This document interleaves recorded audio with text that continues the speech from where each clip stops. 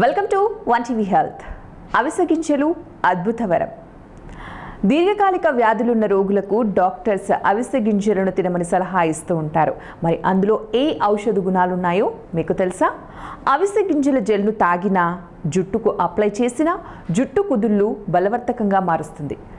నూనె జుట్టుకు రాసుకుంటే చుండ్రు, జుట్టు రాలడాన్ని కూడా ఈ సమస్యను తగ్గిస్తుంది.